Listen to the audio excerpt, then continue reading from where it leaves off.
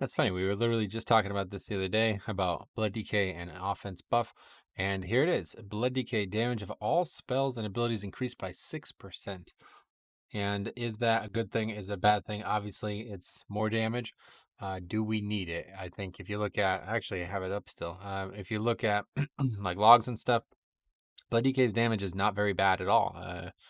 The fact that, looking at Sledgefist, it's higher than both Prot and Vengeance on that, that's kind of surprising. But when we look at Huntsman, they are the worst. That's actually Hungry Destroyer. They are the worst, but not by much, right? 2.3k. I mean, it's less than 300 damage, 300 DPS. So, that's, I guess, a lot, but I don't really look at it that way. Zymox, same. Really, every fight, I think you'll probably see the same. Huntsman, it's probably even worse for them in there compared to some of the other tanks. But in terms of like Enerva, what about Enerva? How about yeah, Sun King? That's one that slightly decent AoE. But I don't know. So yeah, obviously one of the things with Blood DK right now is that they have relatively weak offense. So 6% buff is welcome. The problem is the reason I said they shouldn't do it and the reason that I didn't think they would do it until they have done it is because Blood DK's kit revolves a lot around Leech right now. Obviously, with Voracious, the talent, and also with the spell, the actual Lichborn leech there, that is a lot of leech over the course of a dungeon for free. So, is it a good thing to buff their offense? Yeah, I mean, I guess they kind of have to, but it's going to also buff their defense to some degree. So, keep that in mind. They've also buffed survival by 15%. All those spells, I don't actually know what like the core modality is of survival's damage, but that's a lot. I've been hearing that survival is like already good, so that's kind of scary because I really don't want to see all these melee hunters. But anyway, there's a bunch of other cool stuff in here. Priests and Warlock, they're basically getting changed to more dot damage, but less like kind of maybe burst damage. Warrior Execute, I mean, that's cool. It doesn't affect Condemn. Some cool stuff. And one of the main things here also is Torghast. So we're going to be doing a stream. I'm not sure when, maybe tomorrow night. I don't know, but we're going to do a Torghast stream, checking it out on the PTR. I'm actually very excited for that. I would do it today, but I'm very tired. Anyway, we have Alchemy, also some new changes to professions. I don't really know what's going on here, so I won't comment too much, but I will discuss this. So you can actually now a crafter's mark rank 3 sets the item level to 200. So this was actually in the beta, or maybe even the alpha, and I think we all expected it to be in the live Shadowlands Season 1. 200 item level, being able to craft to that would not have been a problem at all. And I still think if that is the new kind of baseline for crafting, it's garbage. Like I just don't understand what the purpose of crafting gear is in this game anymore. Like nobody needs 200 item level gear next season. Like there's no way. I mean, I don't know who would need that. So unless, maybe a very fresh character. So it could be beneficial. But anyway, this is more my style. Let's put it this way. So we don't know what is happening or how you get the reagent, what it is, but I love this. I wish that they would do this kind of stuff more. Set the crafted equipment to 230. Only one piece of equipment created can be worn at a time. So 230 is not, it's nothing crazy. I think that would probably be like normal something or other next season. I don't actually know. I haven't looked at it, but obviously like 226 is what we're at now. So it'd be probably like, yeah, somewhere between normal and heroic next season. So that's great. I love that. One piece.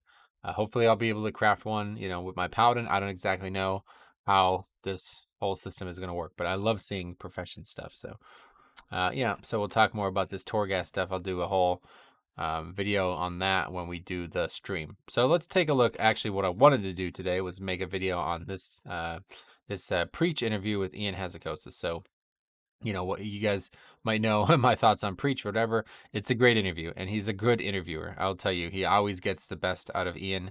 And I have a lot of interest in every time they're together. I was interested because it's like they seem to have some kind of respect for each other in a variety of ways, even though Preach asks like retarded questions at times.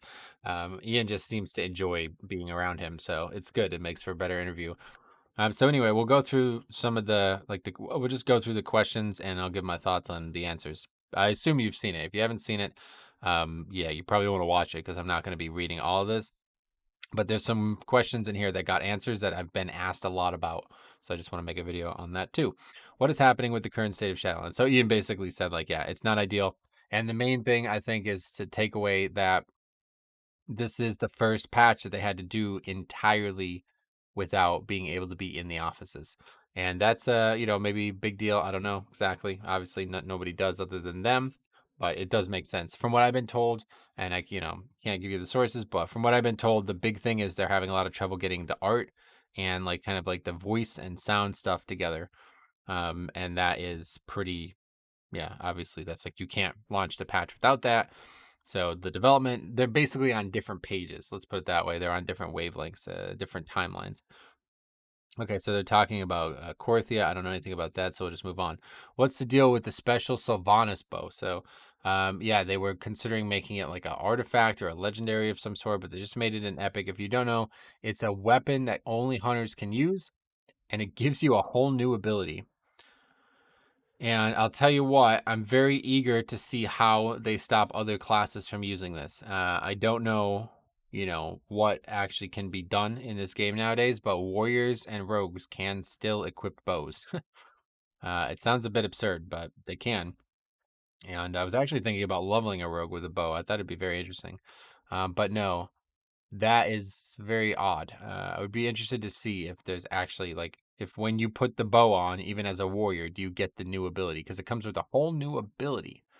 You put this bow on and you get a new ability. This is kind of ridiculous, honestly. And I'm going to tell you right now, I do not like this whatsoever.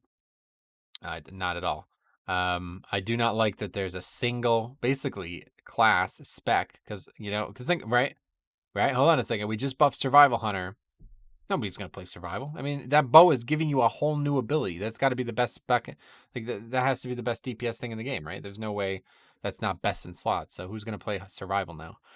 I just don't. I don't like this. It's just bad idea. Yeah, if you can't come up with multiple weapon types, then don't do this. And I don't really even understand why Sylvanas's bow. Like it's not. Isn't Sylvanas's bow the marksman and legend, the marksman artifact? I'm confused. Like I just don't really understand what the purpose of it is. But it's freaking awesome. If I played a hunter, I'm sure I'd love it. But and apparently, at least on the PTR as of a couple weeks ago, it was only dropping on heroic at higher, or maybe even mythic or higher. I don't know what they're doing. Any plans to refund legendaries in 9.1? So they talked a lot about this. This is actually a really good topic for discussion because the good point that was brought up was that people's legendaries were crafted like 8 months ago at some point, right? And you cannot change the secondary stats. So if for some reason I no longer want versatility and haste on my Blood Death Knight, I have to make all new legendaries. And it's like, yeah, that sucks, honestly. But is it a problem? Nah, not really. Just make a new legend. There's not that many legendaries, right? So it's like it would be cool if they could re-roll the secondary stats for some value, but I don't like the idea of just scrapping a legendary and making a new one. So anyway, what's the deal with Mega Soul Ash? It's actually called Soul Cinders, but both of them called it Mega Soul Ash. I don't know what the hell that is, but anyway, yeah, so very cool. And again, we'll probably talk more about this tomorrow whenever we do the stream on Torghast. But yeah, so there's 4 new layers, and they're apparently very difficult. And they're going to drop Soul Cinders as well as Soul Ash. So you're going to get both. Whenever you do a 12, you get both. So that's pretty cool. Whole new design for Torghast. I'm telling you what, if you have not seen the Torghast stuff, it is awesome sounding. I am very excited to see how it plays tomorrow. Hopefully, I'll have fun. Anyway, what's going on with Conduit Energy? Yeah, there's nothing really to talk about here. I don't really understand the complaint about Conduit Energy. And I think this probably gets answered in this segment too.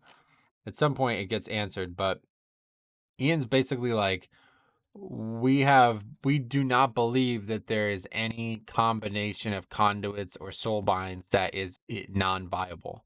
So if there is one, please tell us. And he was saying this because he's basically suggesting that you should not really even need to interact with the soul conduit energy. He's basically saying like it's only there to stop people from constantly switching per raid boss. Like, so you can't be like, okay, I'm hearthing and switching all my conduits for this fight, hearthing again, doing it again, doing it again. That's the only reason it's there. And he believes, at least I think is what he was trying to say, that this is the only people in the game it's harming. Um, But I think he did go on to at least acknowledge that, there's a bunch of people out there who just like they can't do anything other than what some other person tells them is the best way to play the game. But I can promise you, I do content all the time with the wrong soul binds, and it does not make that much of a difference. But anyway, yeah. So that's that. What's going on? Okay, so Torghast, and again, this is just going to be this is a long discussion, and I just want to save that for another video. So, but they did confirm that there will not be um, Torghast gear progression, which I think a lot of people want. And I'm going to tell you why they're not going to do that. I can explain it to you. I don't know if they will stick to this mentality, but this is why it's like this now. So in the alpha, and Preach actually brought this up. Um, on the alpha, there was gear on it. Okay, so originally what they were going to do was they wanted Torghast to be like Visions. If you never played Visions in Azoth, it's basically it's not that different from Torghast, to be honest. Like similar functionality and almost purpose too. But basically, it was something that you can only do so many, and it was like, okay, if you're like super serious about this, you can do like 7 or 8 of these a week. Okay, but the gear got progressively worse. Like you'd get a really good reward from the first time, and then it'd go down 5 item levels every time. But if you're super serious about it and you're super skilled at it, you can actually gear up pretty substantially through there. But you don't really need that anymore. Like I don't really feel like that's needed anymore. It was a big way to kind of give out corruption gear because it always had corruption on it. The gear from that stuff from Visions. So what would they do with Torghast? It would be like garbage gear. I mean, it would probably be like 200 item level gear, maybe lower. And the reason that they didn't end up doing that was because everybody was like, "Oh no, we will not accept a lockout, or we will not accept a key that is required to enter Torghast." No, absolutely not. You must make it so there is no entry fee. So the way this game works is if there's no entry fee, then there's no rewards. That's just how it works. You're not just gonna get gear for content that you can just spam over and over again. But obviously there is ways to make it work. Like you can literally just make it so you only get one piece a week. I think people would probably be satisfied with that. But probably not. So I don't know. I'm just not a big fan of the idea of it. I'd rather Torghast not be gear power related in general at all, actually. Okay, so they're talking about shards of these. They're calling them gems just because they don't have a name for them yet, and they kind of look like gems.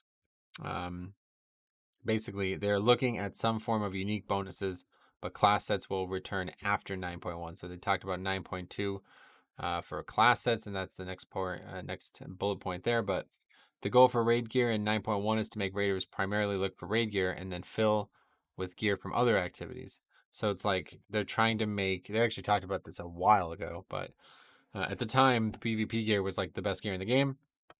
They're trying to make raid gear more applicable for raiding, and then they were trying to make Mythic Plus gear more viable in general. So nothing about Mythic Plus gearing. We don't know what's going on with Valor or anything like that, but presumably now raiding gear will just be objectively better than Mythic Plus gear again. So it already kind of is. So I'm not exactly against that because obviously I love raiding as well as Mythic Plus, but I do. Let's put it this way: this is why I wanted them to get rid of tier sets in the first place, and I said if they return tier sets, they have a better solution, I'm sure. Like they're not just going to let tier sets be absolutely mandatory for all content like it used to be. But then you see this gem thing, and it's like, oh, now that they are going to do that. It's just like this is what happens, man. You ask for stuff, people ask for stuff, and they don't know what they're asking for, and it just doesn't work. So that's life. Anyway, what's the goals with covenants now that the stats are out? So they talked a lot about balance, but not really anything specific. And they did reiterate that even though the covenants are cooperating, they are still separate and they're not going to be doing anything like that.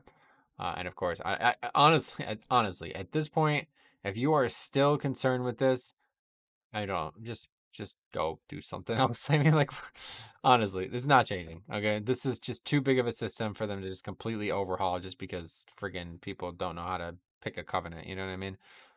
It's disappointing because like I don't want it to change. Like I love Knife A, but if I like had the option to either switch between any of the four, then I'm gonna have to do it. You know what I mean? That's like been saying that from the start. Because I can only be one at any given time, like the whole time. Knife A is the one for me. It's got the best everything for me. Like it's what I want to be. But if it's like, oh, now I have to switch to Kyrian for this boss. Oh, but now I have to switch to Necrolord for this boss. Now I have to switch to. It's like that's not the system I want. I don't want that. So okay. Anyway, what are your thoughts on borrowed power? This was actually an interesting one.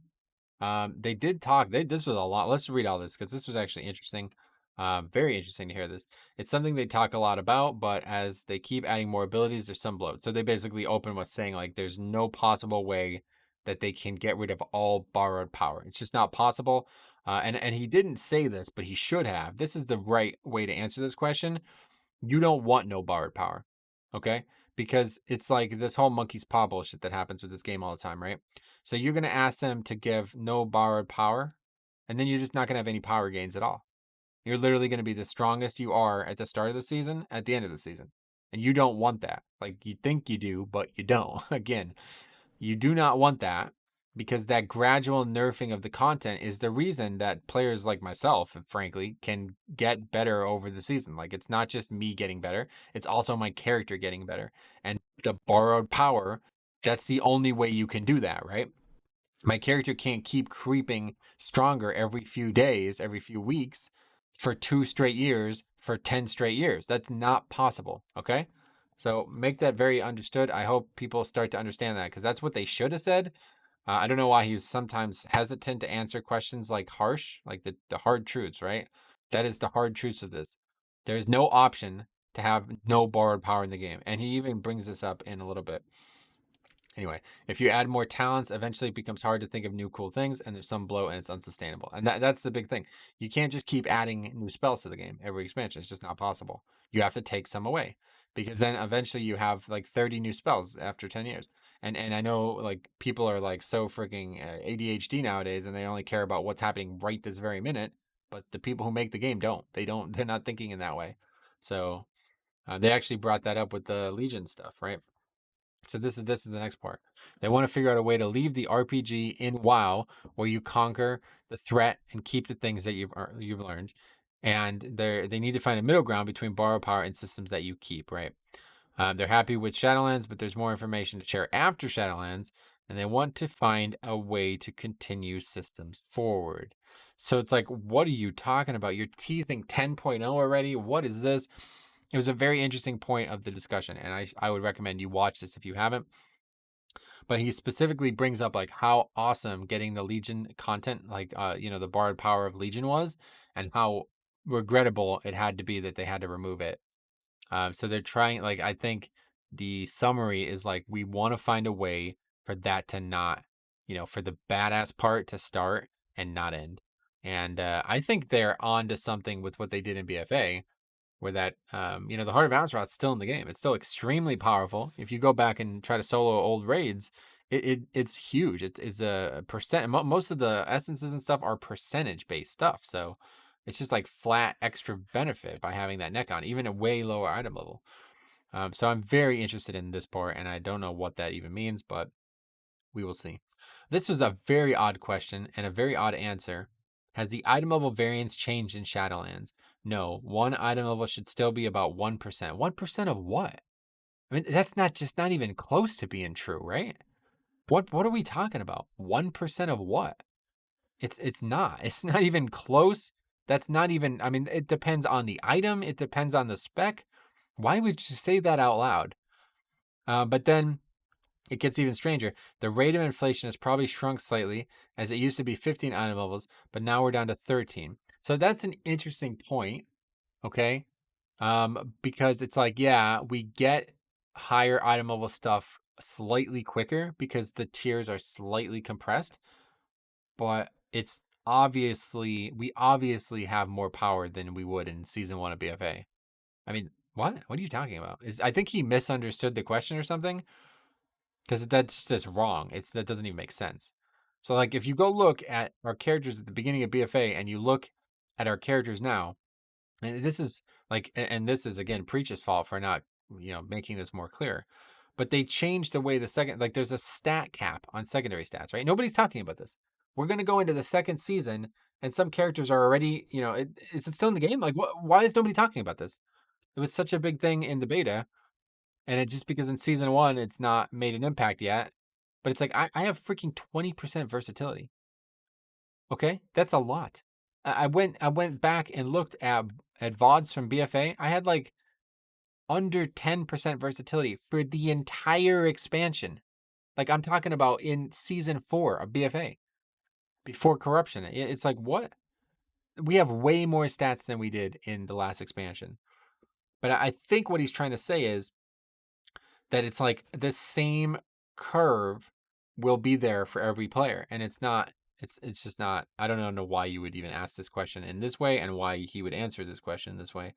But this, I think, was ultimately, and and again, I really don't know why you would say it this way, but he basically said there's like people doing like, and I'm not. He's basically saying multiple times more damage than someone else. So this is the only way Ian can answer this. There's no you've completely left him. The door has been slammed shut. There's no way he can give an opinion on this. Players doing multiple times less damage than Mythic Gear's player is an issue of skill. Yeah, no shit. Nobody's doing multiple times less damage. At most, it's double. I mean, at most, right? Find me somebody who's doing less than 1,000 DPS fully maximized. Nobody. There's nobody. There's nobody even close to that.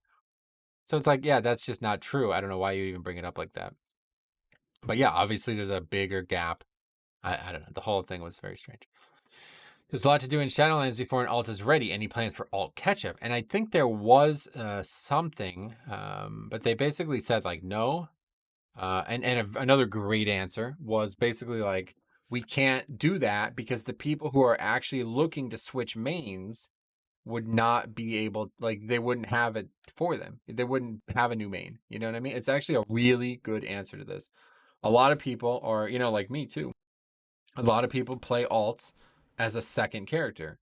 But he brought up the people who are actually done. Like they're not going to play their Blood Death anymore. Now they're going to go play a different character. And they need that to be there for those players. Because otherwise that character is going to be set up in like one session and then they're not going to have anything to engage in. So it's like, yeah, okay, very good answer. That's a really, I never would have thought of that. And those are the kind of insights that you don't think of as a player, I think, most people. Okay, and then they talk about healer DPS inequality. And again, it's another one of these things that's like, it's very surprising to hear so many people talk about this. But yeah, okay. So there's it's something they're actively discussing. Both Holy Pally and Dispriest has talked about a lot. The issue is free healer DPS when your regular HPS rotation gives you damage. So it's basically talking about Discipline Priest, but also Holy Pally to some degree. And if you followed the development of this spec, not Holy Pally, but definitely Dispriest, in MOP, they were basically like converted into like, let's just do damage, basically. Like that was it. You did like 90% of your globals were offensive and you healed through that. And that became so overpowered that people were for healing with 4 discipline priests because it was just giving them, I mean, it's just not, it just doesn't work. Okay. The concept just doesn't work. And I don't think it's ever going to, because then they started nerfing like trinket, like, so in Throne of Thunder, there was like a really good intellect trinket and it just did like 25% of the damage as a disc priest. But if you went holy, it did the full damage. It's like stupid stuff here. I just don't see an issue with it. Just buff the other healers. I mean, you really, that's all you have to do. Just buff the other healers and then we're good. Like I'm not, this is no concern to me whatsoever. There's still tons of healers out there who just don't do any damage at all. Like they're literally not even going to try. And that was one of the reasons I liked this priest so much in Legion and BFA, was because it's like, no, they actually have to do damage. So they are going to try. But now the spec has taken a very strange turn. But regardless, the thing about Holy Pally is, it's like, yeah, that's how it works. This is how it's designed. They're not doing too much damage. They're just also like, they just do damage. Like no other healer does that. You understand? Like that's the thing. Mistweaver was supposed to be like that, but I don't know where they're at, but it's just like a resto druid. They're not supposed to be in melee doing damage. Like that's not what they were designed as. So it's like, this is intended and it's working as intended. But the real issue is Ashen Hollow. And that needs to be nerfed 100%. They need to nerf that for the holy spec specifically. Okay, so let's talk about this part. This is actually the main reason I want to make this video. What are your thoughts on raid utility and cooldowns? And in fact, I am going to look at the actual question that I got on this topic because it's very interesting. And I think the person was very surprised by my answer. So let's take a look at it. But the question here is, I'm just going to read this because like this is not really any different. Metro, I got to ask you something because I want your perspective on this. I watched the Preach interview today, and when talking about how melee is excluded from range while range is prioritized, and how raids have only a couple slots reserved for melee, and how DKs get one of those few slots because of AMZ, that's a lot. That's a run-on sensor. Ian straight up said that this means that AMZ is overpowered, and the solution will be to nerf AMZ. So they have no plans to nerf range nor buff other melee classes, but rather nerf DKs so they won't be preferred to one of the few slots open to melee. This is basically confirmed to be their solution, and their stance is okay. So this is very, first of all, nothing's confirmed until it happens. And second of all, it was mostly tongue in cheek. Like if you listen to the interview, he does think that AMZ is overpowered, obviously, but it was like the way they said it so matter of factly was clearly a joke, right? So yes, AMZ is overpowered. That's actually what I said. Let's take a look at my response. I said AMZ is overpowered for sure compared to other utilities. I did not watch the interview yet. I have watched it now. AMZ is stronger than anything any range brings right now, and the range will always be preferred in rating. That is not something that could ever change. So the thing I took so much issue with here with this comment was, it's like this person's like offended that they have no plans to like. They're basically combining two things here. This is not how it was described or discussed in the interview. They were two separate things. Let's see what it says here on the actual thing. But yeah, it's like a separate conversation. There's like about utility and then about melee versus range. They kind of bled together, but they were certainly different chains of thought. Okay, so when we talk about it like this, it's very it's disingenuous, I think is the way to put it. So first of all, like, yeah, there's obviously going to be a preference for range and rating. That's been that way since Classic. Well, yeah, it's been that way since rating was important. Okay. And that's not going to change. Like, there's just no way that's ever going to change. That's just how the game works. Okay. Ranged is always better. It's always easier to react to things when you're not standing underneath them. That's just how it goes. There's too many mechanics that radiate from the boss, too many mechanics that are based on the boss. So melee will always struggle more than range. That's just how it is. There is no way to change that. And I actually said that about, in reply here, because you will never change range being favored in raids unless you make a fight with constant movement. That's the only thing that range sucks at, is constant movement. And hunters don't suck at that. So it doesn't even really solve the problem. But there have been fights like that in the past where there's constant movement. And it's maybe Sledge Fist is one of them, right? Where there's a lot of movement, a lot of things going on. It's ranged, but Melee's job is just as bad on that fight because they're all cluttered up. You know what I mean? They have to run out of melee range of the boss to be able to do the mechanics. Range doesn't have to do that. These are things that melee is just always gonna suck at. So it has nothing to do with utility. Like that's not even relevant. Those two things are not related. Okay. So when we're talking about AMZ, we're talking about only utility. It's like DK itself is not like, I'm not looking for 10 DKs. Take AMZ out of the equation entirely. It has nothing to do with DK, right? It's just AMZ is compared to other utility. It's way, way, way too good. There's no other utility in the game. There's not a single other one. Havoc Demon Hunter has Darkness, which is good, but it's not even close it's not even remotely on the same level, right? And that's it. And then Rallying Cry, that's it. It's garbage compared to AMZ. So the thing about AMZ is it should not be a flat reduction. It should be an absorb like it used to be. In the old days when it was in the game, it used to be an absorb. And the absorb was terrible. So the spell was horrible, but it would still absorb damage. Like it still worked. It just was very, very low. In doing this, it makes it good for 5-mans. Like it's fine for 5-mans because there's just less damage to absorb, but not overpowered for rating. That's the way you solve this. Don't change a 20% damage reduction. Don't make it less, make it maybe even if you have to a 10% damage reduction and an absorb or something like a balance. I don't know, but yeah, name another spec that has anything remotely similar to AMC. Nothing. It's just ridiculous.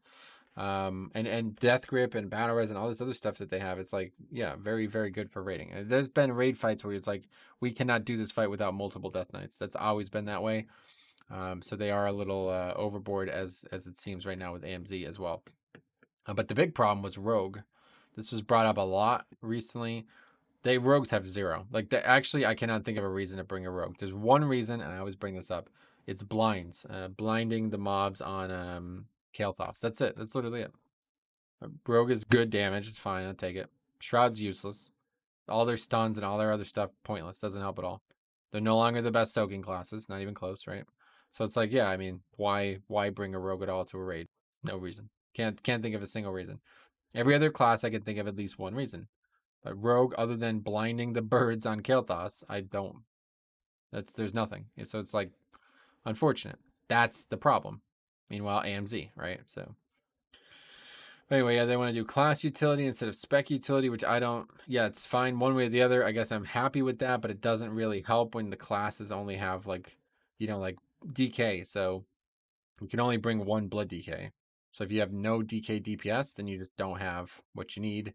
So I'd kind of rather there was spec utility and it was just weaker, less impactful, kind of like how Wind Fury Totem is. Wind Fury Totem is probably the best option here. It's not super strong. It's not like so strong that you really, really need it. But when you have an enhancement shaman, you're like, oh, cool, that's fine. Yeah, we're slightly stronger now because of that. So I'd rather they did stuff like that. But anyway. And this was even more. I mean, this is so bizarre. And he's actually like referencing a conversation that the guy from Limit, had on a video. It's like, okay, this game is starting to scare me. The development's like worried about what influencers are saying about it. Anyway, they want to raise the number of total melee spots in raid up to 7 or 8. It's like, there's a lot of guilds that raid with 7 or 8 melee right now, dude. Like, what are you talking about? There's probably guilds that raid with 10 melee. I don't understand that. But anyway, I guess that's something that's going on the inside. So, how do you feel about the AOE cap? And it's obviously the same.